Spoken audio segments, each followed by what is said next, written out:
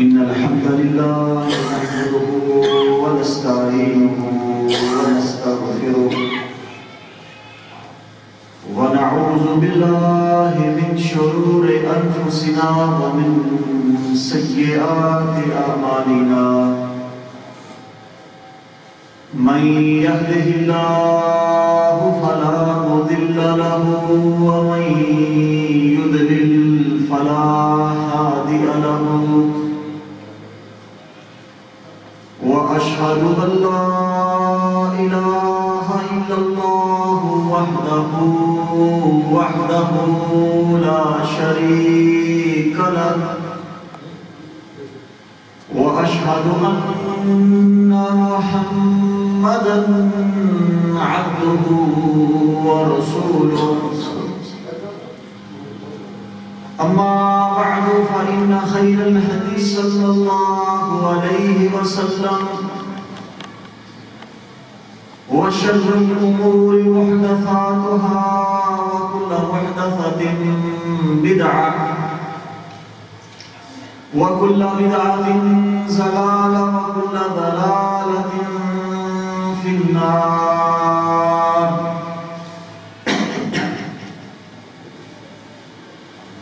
أعوذ بالله السميع العليم من الشيطان الرجيم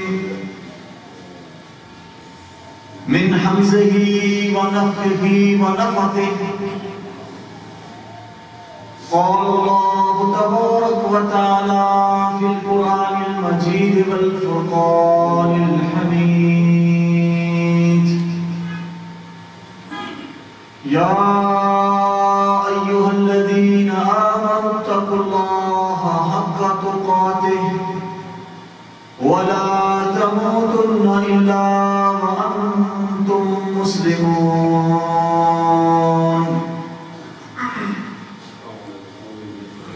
يا أيها الناس اتقوا ربكم الذي خلقكم من نفس واحدة وخلق منها زوجها وبث منهما رجالا كثيرا ونساء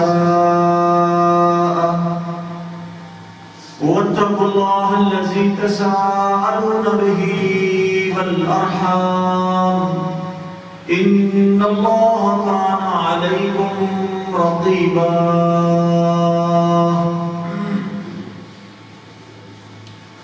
يا أيها الذين آمنوا اتقوا الله وقولوا قولا سديدا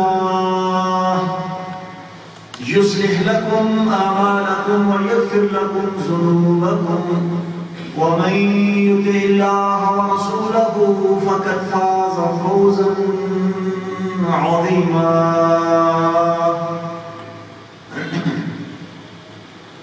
أما بعد فقال الله تبارك وتعالى في القرآن المجيد والفرقان الحميد: إن أشد العداوة للذين آمنوا اليهود والذين أشركوا رب اشرح لي صدري ويسر لي أمري واحلل عقدة من لساني يفقهوا قولي.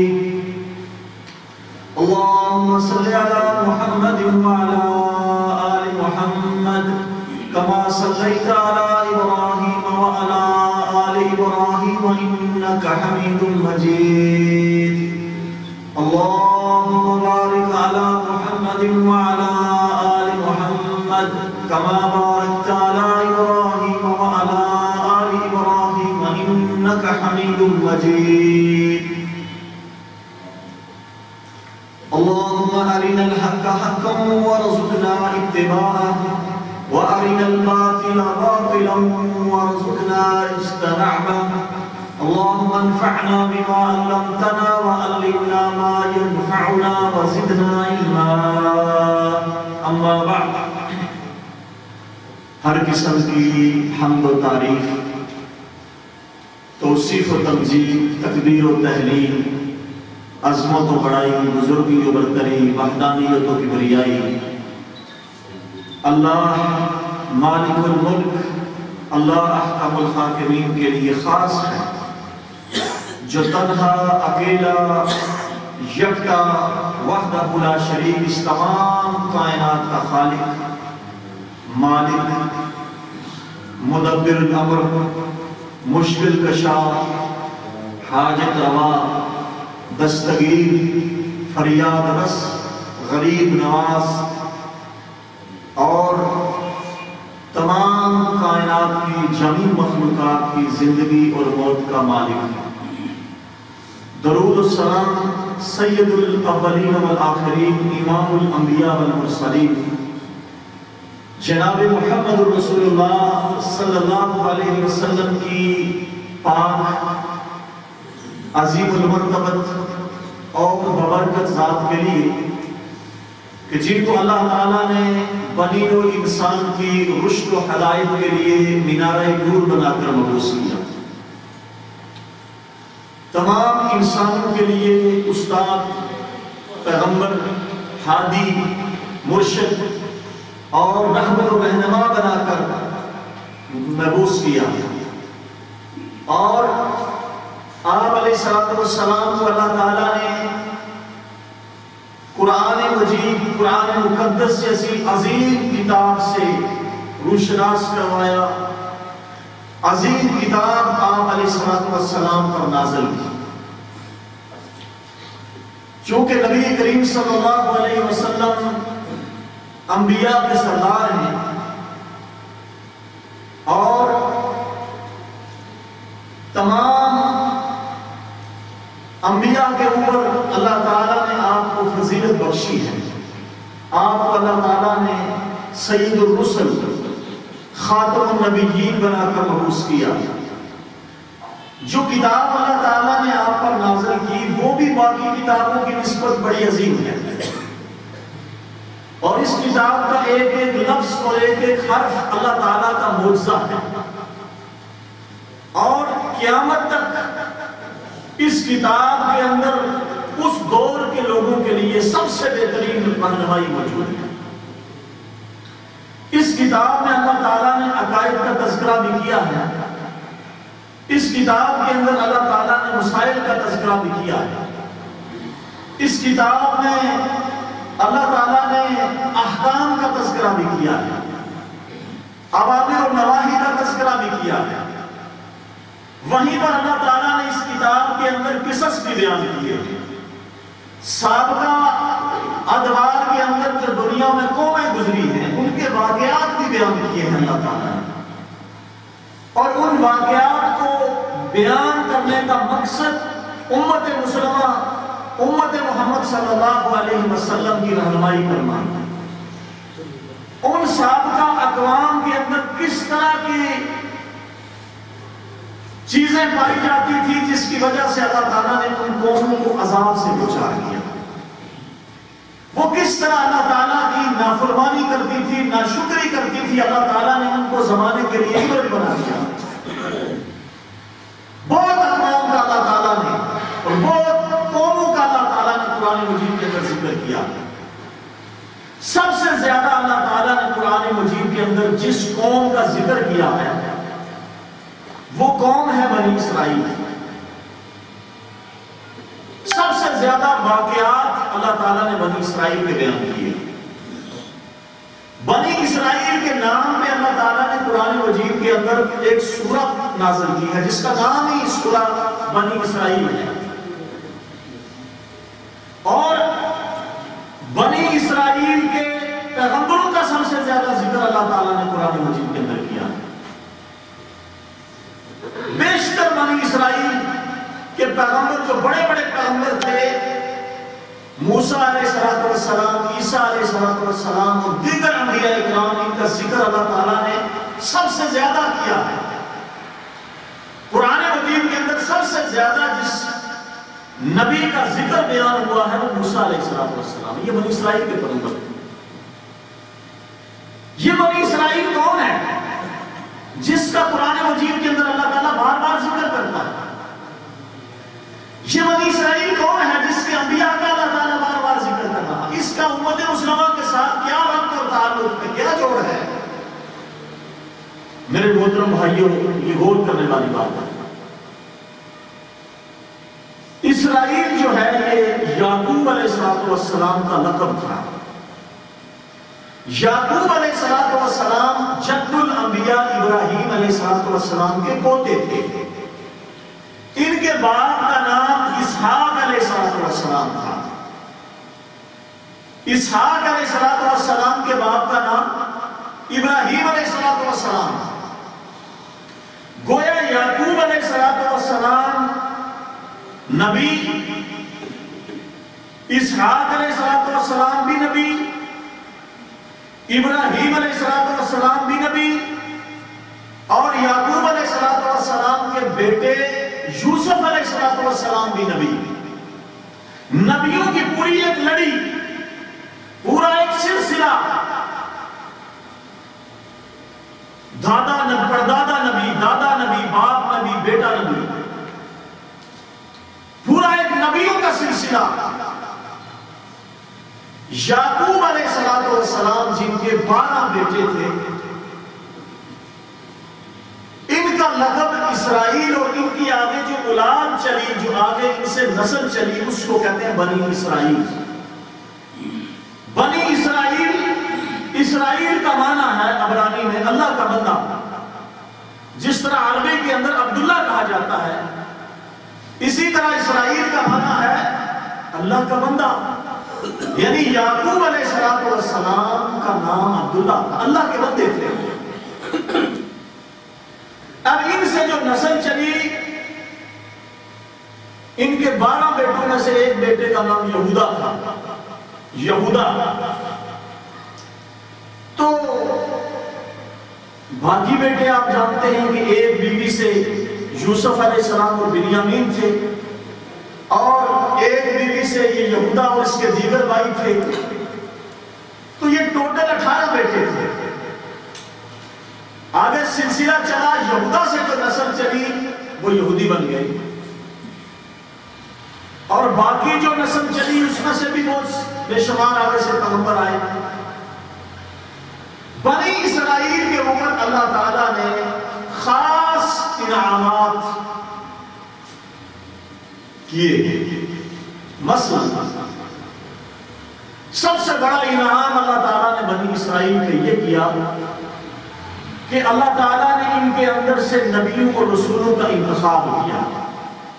اور آپ جانتے ہیں کہ نبی اور رسول کسی قوم کے سب سے بہترین فرد ہوتے ہیں، سب سے بہترین فرد۔ یہ اللہ تعالیٰ کے سلیکٹڈ لوگ ہوتے ہیں، یہ اللہ تعالیٰ کے چنے ہوئے لوگ ہوتے ہیں، اور اس وقت جو مخلوق موجود ہوتی ہے اس مخلوق میں سب سے اعلیٰ لوگ ہوتے ہیں، جن کے دل بھی پاک اور صاف ہوتے ہیں، جن کا ظاہر بھی پاک اور صاف ہوتا ہے، اور جن کا حسب و نسب بھی اعلیٰ ہوتا ہے۔ ہر اعتبار سے سب سے جو بہترین لوگ ہوتے ہیں وہ نبی ہوتے ہیں۔ تو بنی اسرائیل کو اللہ تعالیٰ نے یہ خصوصیت بخشی کہ ان میں سے نبیوں کا ایک لمبا سلسلہ جاری کر دیا۔ گویا دنیا کی سیادت اور قیادت کے لیے اللہ تعالیٰ نے بنی اسرائیل کو چن لیا۔ پھر اللہ تعالیٰ نے خالی نبی نہیں بھیجے، بنی اسرائیل کے اندر سے اللہ تعالیٰ نے نبیوں کے ساتھ ساتھ بادشاہوں کا انتخاب بھی کیا۔ داؤد علیہ السلام بادشاہ، سلیمان علیہ السلام بادشاہ، اور سبحان اللہ، سلیمان علیہ السلام کو اللہ تعالیٰ نے جو بادشاہیت عطا کی ہے وہ آدم علیہ السلام سے لے کر قیامت تک اتنی زبردست بادشاہیت اللہ تعالیٰ نے کسی بادشاہ کو عطا نہیں کی۔ اتنی زبردست حکومت کہ سلیمان علیہ السلام کو اللہ تعالیٰ نے چرند پرند سب کی زبانیں سکھا دی۔ آپ پرندوں سے کلام کرتے تھے، آپ جانوروں سے کلام کرتے تھے۔ کتنی زبردست بات ہے۔ آپ نے وہ ہدہد کا قصہ سنا ہوا ہے نا، وہ ہدہد جو جاسوس تھا، ان کے انٹیلیجنس کا ایک ممبر تھا، سلیمان علیہ السلام سے کلام کرتا تھا، تو گویا سلیمان علیہ السلام پرندوں کی زبانیں بھی سمجھتے تھے۔ اللہ تعالیٰ نے ہوا کا کنٹرول اور ہوا کا اختیار آپ کو دیا ہوا تھا۔ آپ کے پاس ایک ہوا کا تخت تھا جس پہ آپ سوار ہوتے، پلک جھپکنے کے اندر آپ کئی لاکھ کلومیٹر کا سفر طے کر کے دوسرے علاقے میں پہنچ جاتے. آپ کے اختیار جنوں کے اوپر بھی تھا. اور مسجد اقصیٰ کی جو تعمیر آپ نے نئے سرے سے کروائی، آپ جانتے ہیں قرآن کے اندر ذکر ہے آپ نے جنوں سے اس کا تعمیر کروائی. اور جب سلیمان علیہ السلام کی موت واقعہ ہوئی، آپ دنیا سے رخصت ہوئے، تو آپ اس وقت مسجد اقصیٰ تعمیر کروا رہے تھے اور آپ اس کی نگرانی میں اپنے عصا کے اوپر ٹیک لگائے ہوئے کھڑے تھے اور مسجد اقصیٰ تعمیر ہو رہی تھی. جن کام کر رہے تھے، لگاتار پتھر لگا رہے تھے، اینٹیں لگا رہے تھے، فرش پلستر کا کام ہو رہا تھا.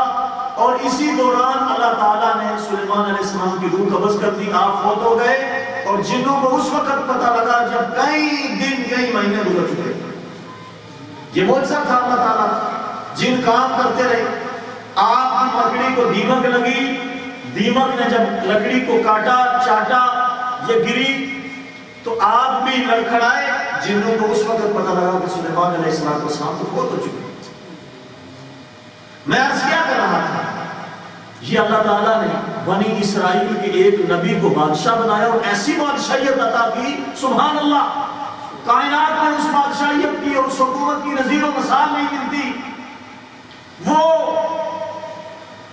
ملکہ بلقیس کا جو تخت لانے والا ایک آدمی تھا، وہ بھی آپ کے دربار کا ایک رکن تھا جس نے کہا تھا جب تک آنکھ آپ پلک نہیں لیتے میں ملکہ بلقیس کا تخت آپ کے سامنے حاضر کر دوں گا. اتنے زبردست لوگ آپ کے پاس تھے. یہ اللہ کا انعام تھا یا نہیں؟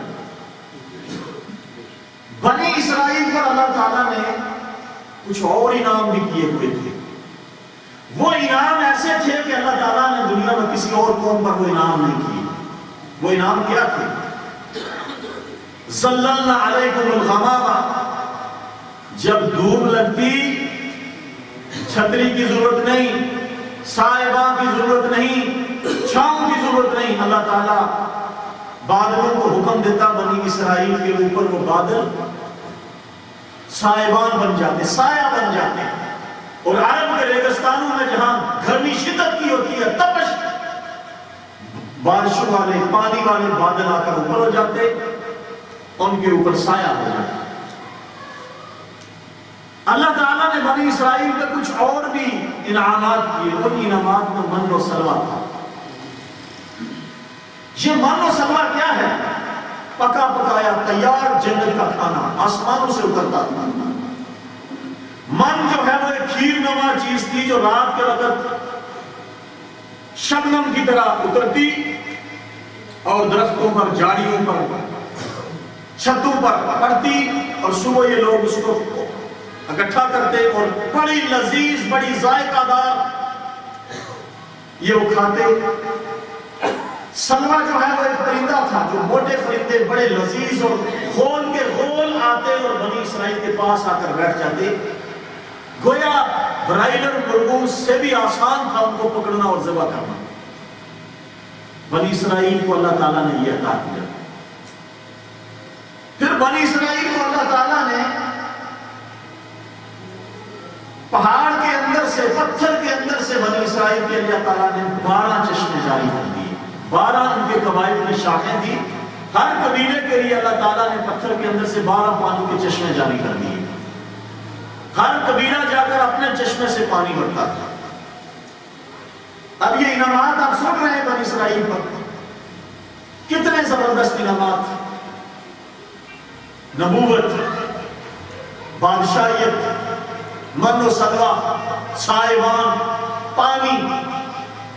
جہاں تک کہ اللہ تعالیٰ کو قرآن مجید کے اندر کہنا پڑا بنی اسرائیل کے لیے، یا بنی اسرائیل اذکروا نعمتی التي انعمت علیکم انی فضلتکم علی العالمین. اے بنی اسرائیل، یاد کرو اللہ تعالیٰ کی اس نعمت کو جو اللہ تعالیٰ نے آپ کو دی. انی فضلتکم علی العالمین، ہم نے تمہیں پورے عالم کے اوپر فضیلت بخشی. پوری عالم، پوری دنیا کے اوپر اللہ تعالیٰ نے کس کو فضیلت دی؟ بنی اسرائیل کو. لیکن یہ بنی اسرائیل وہ بدبخت قوم تھی. یہ وہ خبیث لوگ تھے کہ اتنا کچھ حاصل کرنے کے بعد، اتنے انعامات، اکرامات، نوازشیں لینے کے بعد اللہ تعالیٰ کے فرمانبردار بندے بننے کے بجائے، جس کو پنجابی میں کہتے ہیں نا بندے کا پتر بننے کے بجائے، اللہ تعالیٰ کے مطیع و فرمانبردار بننے کے بجائے، اللہ تعالیٰ کے شکر گزار بندے بننے کے بجائے، اللہ تعالیٰ کی نعمتوں کی تحدیث کرنے کے بجائے، صبر اور شکر کرنے کے بجائے، زمین پر اللہ تعالیٰ کی احکامات کو بجا لانے کے بجائے، بنی اسرائیل گھمنڈ میں آئے، غرور میں آئے، تکبر میں آئے، ناشکری میں آئے۔ من اور سلوہ جو اللہ تعالیٰ نے ان کے لیے اتارا تھا اس کو یہ ناپسند کرنے لگے، کہتے یہ روز ایک ہی کھانا کھا کر ہم تنگ آ گئے، ہمارے لیے کوئی لہسن، کوئی پیاز، کوئی ککڑی، کوئی دالیں ہونی چاہیے۔ یعنی اعلیٰ چیز کے مقابلے میں انہوں نے ادنا چیز کو پسند کیا۔ انبیاء کی قدر کرنے کے بجائے، انبیاء کا حکم ماننے کے بجائے، ان کی اطاعت و فرمانبرداری کرنے کے بجائے انہوں نے انبیاء کا قتل شروع کر دیا۔ معاذ اللہ، استغفر اللہ۔ یقتلون النبی بغیر حق، بغیر حق کے انبیاء کا قتل شروع کر دیا۔ رسول اللہ صلی اللہ علیہ وسلم نے فرمایا کائنات کا سب سے بدترین آدمی وہ ہے، سب سے بدترین آدمی وہ ہے جس کے ہاتھ سے نبی قتل ہو جائے، یا جو نبی کے ہاتھ کے میں قتل ہو جائے۔ یہ کائنات کا بدترین مقتول ہے، اور یہ کائنات کا بدترین قاتل ہے، جو نبی کے ہاتھ قتل ہو جائے یا جس کے ہاتھ سے نبی قتل ہو جائے۔ یہ بنی اسرائیل انہوں نے نبیوں کا قتل عام شروع کیا، انہوں نے من و سلوہ کی ناشکری کی، اور انہوں نے زمین کے اوپر فساد مچایا۔ اللہ تعالیٰ نے اس قوم کو عبرت کا نشان بنایا، اور پھر ان کے تذکرے قرآن مجید کی سورہ بنی اسرائیل میں اور دیگر سورتوں کے اندر امت مسلمہ کے سامنے فساد کے ساتھ، تفصیل کے ساتھ یہ واقعہ بیان کر کے ہمیں عبرت دلائی ہے کہ بنی اسرائیل کی روش پہ نہیں چلنا۔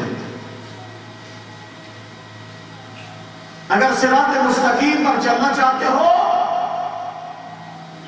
تو ہر نماز کے اندر، ہر رکعت کے اندر پناہ مانگو اللہ تعالیٰ سے، دعا مانگو اللہ تعالیٰ سے کہ یا اللہ ہمیں بنی اسرائیل کے رستے پر نہ چلانا۔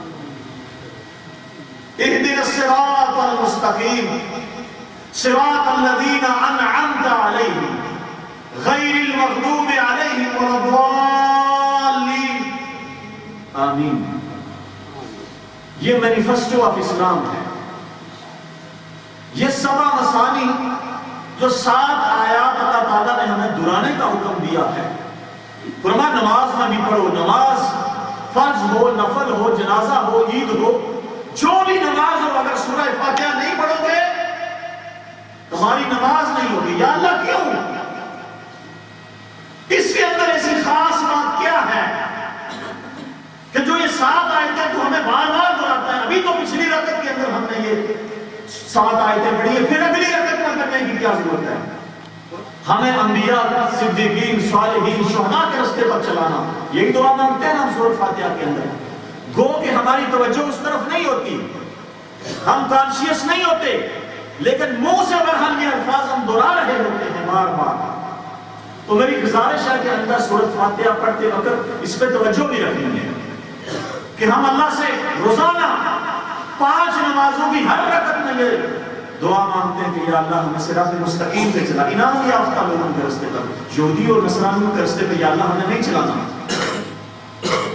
ان یہودیوں اور نصرانیوں کو اللہ تعالیٰ نے ان کے گناہوں کے سبب، انبیاء کے قتل کے سبب، بچڑے کی پوجا کے سبب، موسیٰ علیہ السلام کی قوم تبلیغ کر کے موسیٰ علیہ السلام نے چند بندوں کو ٹھیک کیا، اللہ تعالیٰ نے کوہ طور پہ ملاقات کے لیے بلایا، موسیٰ علیہ السلام کوہ طور پر گئے، واپس آ کر دیکھا ساری کی ساری قوم نے بچڑے کی پوجا شروع کر دی۔ ہارون علیہ السلام پر غصہ ہوئے، موسیٰ علیہ السلام داڑھی پکڑ کے کھینچی، تم کدھر تھے؟ تمہیں تو میں مسئول بنا کر گیا تھا، ان کے اوپر ذمہ دار بنا کر گیا تھا، میں اوپر گیا پیچھے ان اللہ کے بندوں نے اللہ کی عبادت چھوڑ کر بچڑے کی پوجا شروع کر دی ہے۔ وہ بھائیو، انسان جس چیز اس کو سامنے نظر آتی ہے یہ اس کی طرف مائل ہو جاتا ہے۔ اللہ تعالیٰ چونکہ نظر نہیں آتا، اللہ پر ایمان لانا غیب پر ایمان ہے، لیکن اللہ کی نشانیاں، اس کے براہین، اس کے سائنس، اس کی علامات، اس کی قدرت، اس کی عظمت، وہ کائنات میں ہر جگہ موجود ہے۔ اگر دیکھنے والے کی بینائی اور نظر درست ہے تو وہ قدم قدم پہ، لمحہ لمحہ ہر جگہ پر اللہ کو موجود پائے گا، اللہ کو محسوس کرے گا۔ سنُرِيهِمْ، اللہ کہتا ہے ہم ان قریب ان کو اپنی نشانیاں دکھائیں گے، فی الآفاق وفی انفسہم، آفاق میں، عالم میں، یونیورس میں، سورج میں، چاند میں، تاروں میں، ہواؤں میں، سمندروں میں، چرند میں، پرند میں، ریگستانوں میں، دریاؤں میں، ندی نالوں میں، پتوں پر، وفی انفسہم، ان کی آنکھوں میں، ان کے دماغ میں، ان کے ناک میں، ان کے پورے دل کے سسٹم میں، ان کی بینائی میں، ہم جگہ جگہ ان کو ان قریب ہم ان کو اپنی نشانیاں دکھائیں گے۔ کوئی دیکھنے والا تو ہو، کوئی غور تو کرنے والا ہو، اس کو اللہ کی نشانیاں نظر آئیں گی کہ زمین سے کئی لاکھ گنا بڑا سورج اپنی مدار سے 1 سینٹی میٹر بھی ہل نہیں رہا، یہ صدیوں سے یہ سفر جاری ہے۔ چاند اپنی مدار میں حرکت کر رہا ہے، زمین اپنی مدار میں تیر رہی ہے۔ یہ اتنی بڑی کائنات یہ کسی بنائے ہوئے سسٹم میں چل رہی ہے۔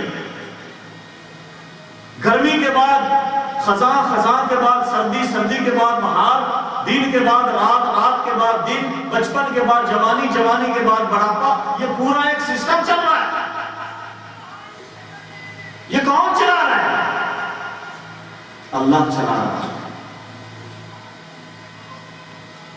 ہماری آنکھوں میں بینائی کون دیتا ہے؟ اللہ تعالیٰ دیتا ہے۔ ہمارے دماغ میں سوچنے اور سمجھنے کی صلاحیت ہمیں کس نے عطا کی؟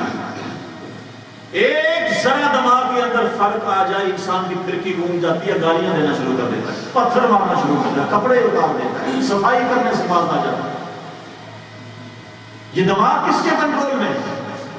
یہ دل کس کے کنٹرول میں ہے؟ موسیٰ علیہ السلام واپس آئے، قوم بچڑے کی پوجا شروع ہو گئی ہے، غصے ہوئے، غضبناک ہوئے، ڈھانٹا ڈپٹا۔ تو بنی اسرائیل نے بچڑے کی پوجا کی۔ اللہ تعالیٰ نے اس قوم پر پھر اپنا غضب کیا۔ اس غضب میں کچھ چیزیں ایسی تھی کہ اللہ تعالیٰ نے بنی اسرائیل کے لوگوں کو بندر بنا دیا، بندر اور خنزیر بنا دیا۔ وَجَعَلْنَاهُمُ الْقِرَدَةَ وَالْخَنَازِيرَ، ہم نے ان کو بندر اور خنزیر بنا دیا۔ کس وجہ سے؟ گناہوں کی وجہ سے۔ پھر اللہ تعالیٰ نے بخت نصر کے ہاتھوں، اس بنی اسرائیل کا دشمن تھا بخت نصر، اس کے ہاتھوں اس بنی اسرائیل کی وہ پٹائی کروائی، بہت زیادہ قتل عام ہوا ان کا۔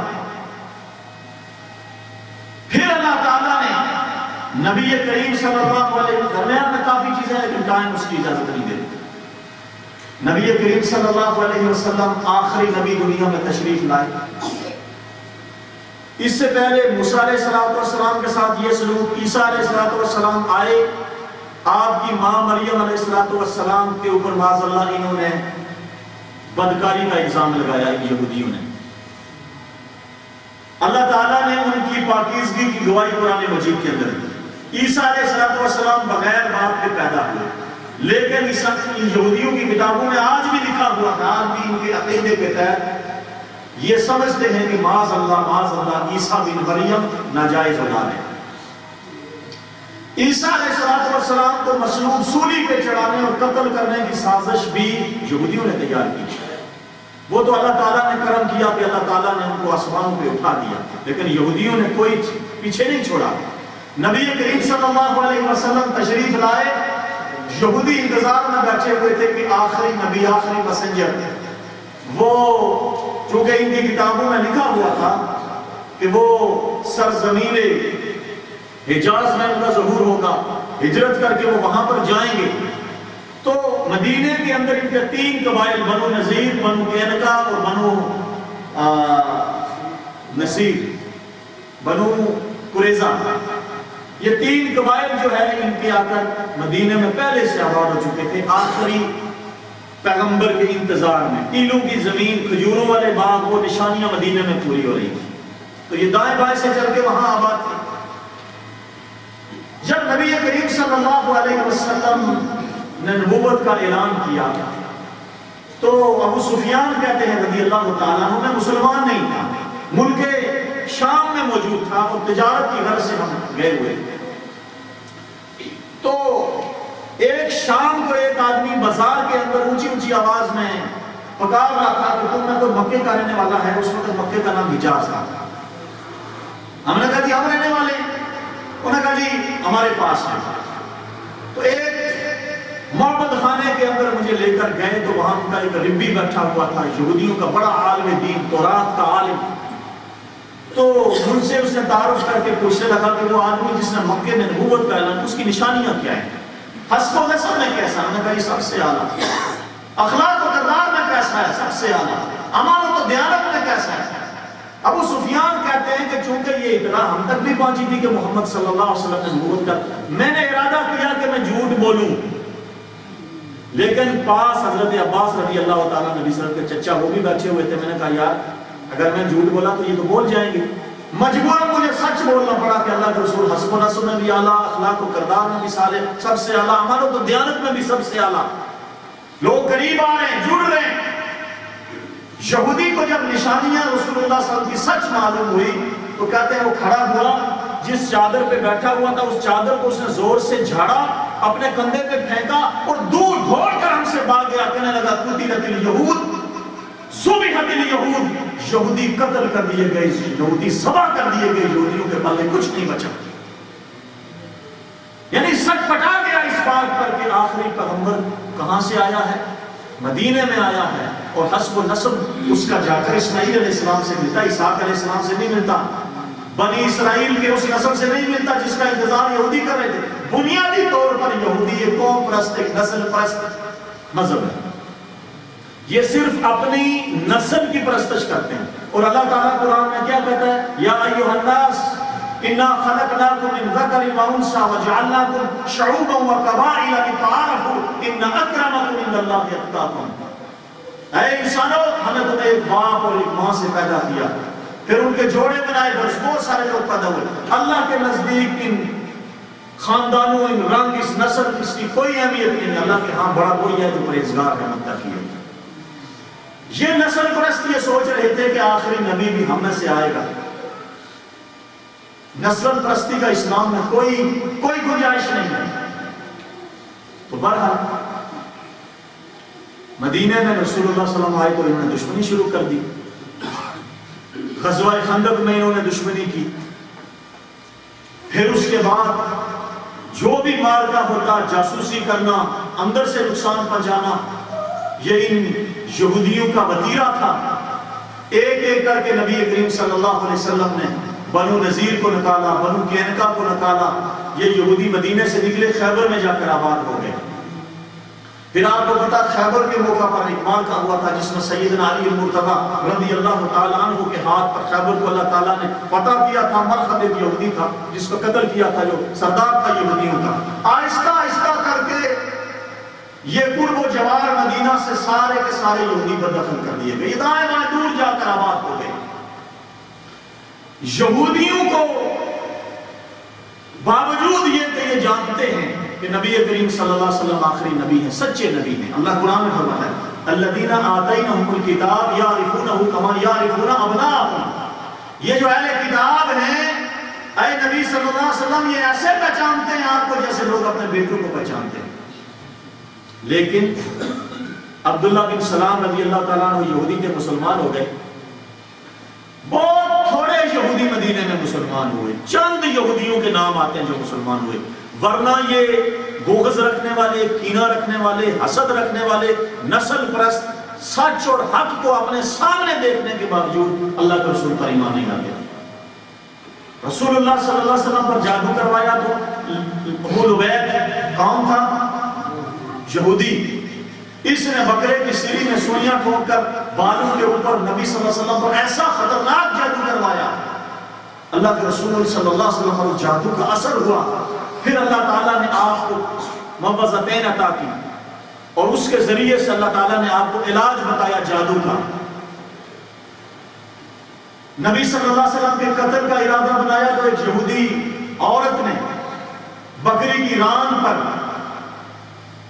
زہر لگا کر نبی صلی اللہ علیہ وسلم کو دعوت پہ بلایا. آپ نے کچھ حصہ اس میں سے کھا بھی لیا. سیدہ عائشہ رضی اللہ تعالیٰ عنہ فرماتی ہیں دنیا سے رخصت ہوتے دم تک نبی صلی اللہ علیہ وسلم کے جسم میں اس زہر کا اثر موجود تھا. اور بعض مفسرین نے یہاں تک لکھا کہ نبی صلی اللہ علیہ وسلم تو شہید ہیں، اس لیے کہ جب آپ دنیا میں فوت ہوئے تو آپ کو اسی زہر کا اثر ہوا. تو گویا یہودیوں نے آپ کو جو قتل کرنے کا پروگرام بنایا تھا زہر کے اثر کی وجہ سے آپ آخر میں دنیا سے رخصت ہوئے. تو یہ اتنے خبیث لوگ ہیں. ایک دفعہ یہودیوں نے دعوت کی نبی کریم صلی اللہ علیہ وسلم کی. آپ گھر کے نیچے سے جب گزر رہے تھے تو اوپر یہودیوں نے ایک چکی کا بڑا پاٹ لے کر ایک آدمی کھڑا تھا کہ جو ہی نیچے سے گزریں گے اوپر ان کے سر پہ ماریں گے. جبرائیل امین کے ذریعے سے اللہ تعالیٰ نے آپ کو پہلے بتا دیا، آپ وہاں سے ذرا ہٹ کے گزر گئے. یہ اتنے خبیث لوگ ہیں. اچھا جب یہاں سے ان کو نکالا گیا اس علاقے سے تو یہ جا کر پولینڈ میں، جرمنی میں آباد ہو گئے. وہاں سے دوسری جنگ عظیم کے بعد ہٹلر نے ان کو مارنا شروع کیا، چونکہ وہاں پر بھی یہ اسی طرح کی شرارتیں کرتے. 60 لاکھ یہودیوں کو مارا.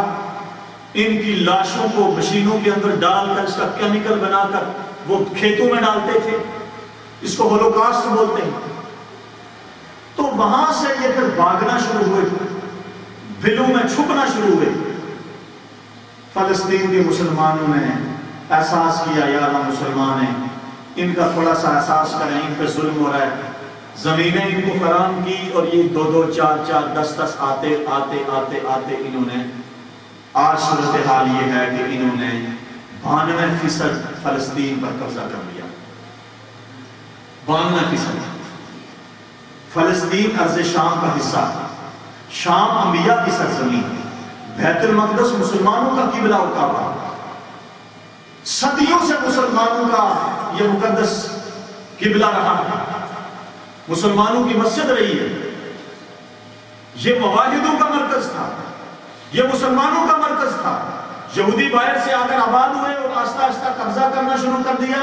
مسلمانوں کی غفلت نے، مسلمانوں کی دین سے دوری نے، مسلمانوں کی جہاد سے دوری نے آج ہم کو موقع یہ فراہم کیا ہے کہ 90 لاکھ یہودی پوری امت مسلمہ کے لیے درد سر بنا ہوا ہے. سرعام مسلمانوں کا قتل کر رہے ہیں، بچوں کو روزانہ بمباری کر کے شہید کر رہے ہیں. 1000 2 ہزار فلسطینی شہید ہو رہے ہیں. اور امت مسلمہ کے 60 اسلامی ملک، اتنی فوجیں، اتنے ریسورسز، اتنا تیل، گیس، اتنے ہمارے پاس وسائل، اور ہم کچھ نہیں کر پائے. آخری بات، نبی کریم صلی اللہ علیہ وسلم نے دنیا سے رخصت ہوتے ہوئے جو آخری 3 باتیں بیان کی تھی، نماز قائم کرنی ہے، ماتحت لوگوں کا خیال رکھنا ہے، اور تیسری بات آپ نے فرمایا تھا جزیرۃ العرب سے یہودیوں کو نکالنا. یہودیوں کے ساتھ ایک فیصلہ کن جنگ کی اللہ کے رسول صلی اللہ علیہ وسلم نے ہمیں پیشین گوئی دی ہے.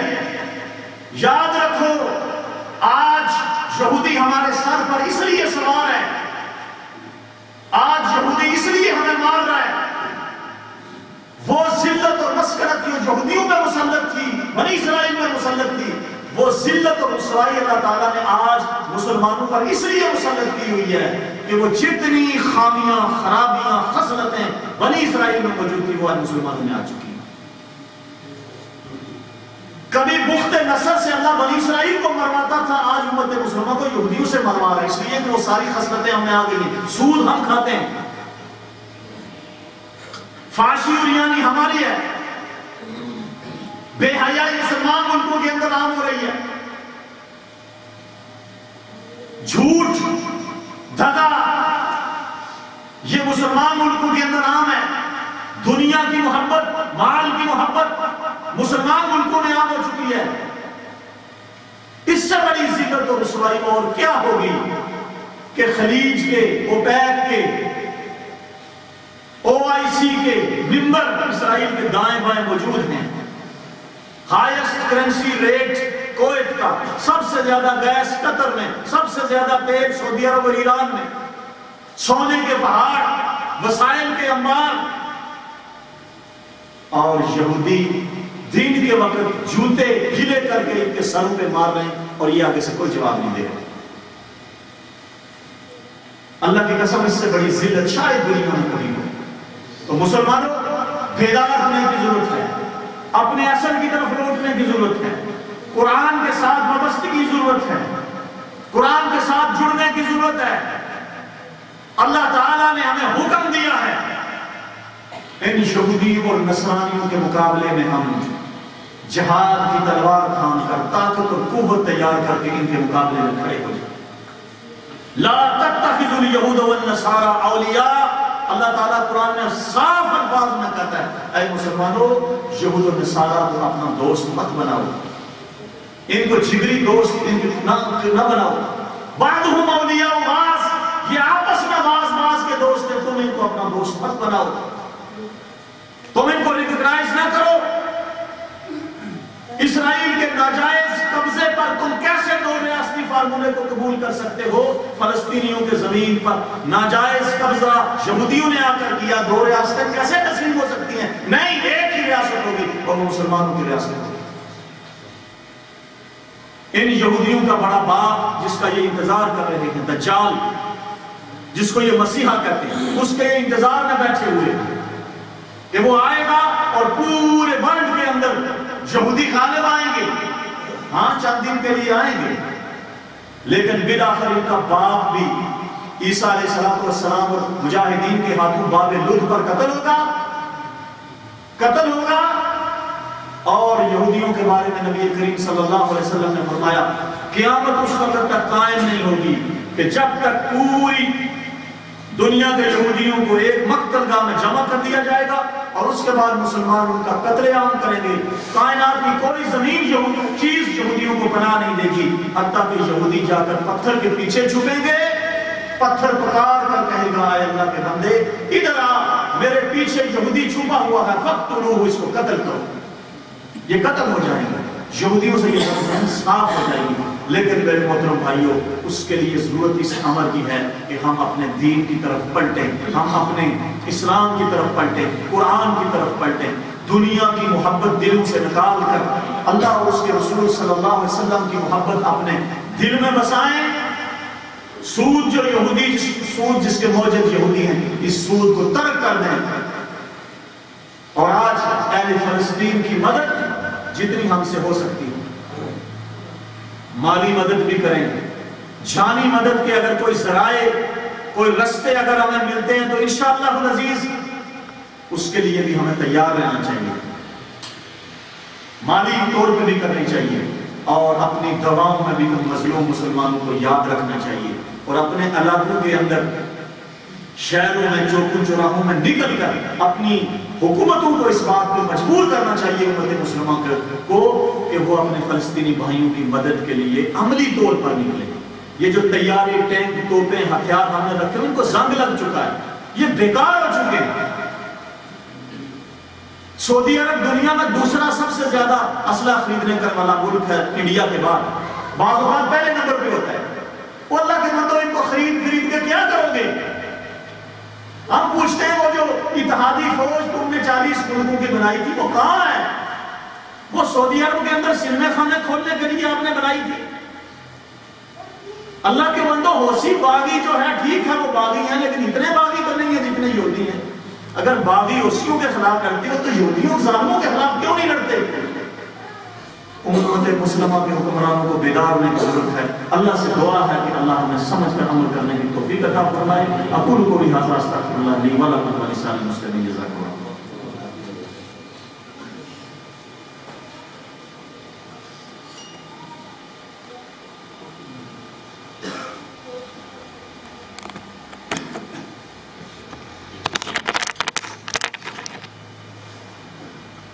الحمد لله نحمده ونستعينه ونستغفره ونعوذ بالله من شرور أنفسنا ومن سيئات أعمالنا من يهده الله فلا مضل له ومن يضلل فلا هادي له وأشهد أن لا إله إلا الله وحده لا شريك له وأشهد أن محمدا عبده ورسوله. اللهم اغفر للمؤمنين والمؤمنات والمسلمين والمسلمات والأحياء منهم والأموات. اللهم انصر من نصر دين محمد صلى الله عليه وسلم واجعلنا منهم، واخذل من خذل دين محمد صلى الله عليه وسلم ولا تجعلنا منهم. اللهم اعز الإسلام والمسلمين، اللهم اعز الإسلام والمسلمين ودمر أعداءك وأعداء الدين. اللهم انصر المستضعفين المسلمين في فلسطين، اللهم انصر المستضعفين المسلمين في فلسطين، اللهم انصر المجاهدين في فلسطين. اللهم انصرهم وثبت أقدامهم وثبت قلوبهم وثبت رميهم وأنزل سكينة في قلوبهم وأيدهم بروح القدس. اللهم انصرهم اللهم انصرهم كنصر يوم بدر، اللهم انصرهم كنصر يوم بدر. اللهم ثبت أقدامهم وسدد رميهم وأنزل سكينة في قلوبهم وأيدهم بروح القدس. اللهم احفظ المسلمين في فلسطين، اللهم اعز الإسلام والمسلمين ودمر أعداءك وأعداء الدين. اللهم اكفنا بحلالك عن حرامك واغننا بفضلك عمن سواك. اللهم اشف مرضانا ومرضى المسلمين، اللهم اشف مرضانا ومرضى المسلمين. أذهب الباس رب الناس واشف أنت الشافي لا شفاء إلا شفاؤك شفاء لا يغادر سقما. سبحان ربك رب العزة عما يصفون والسلام على المرسلين والحمد لله رب العالمين. صفحہ درست کر لیں.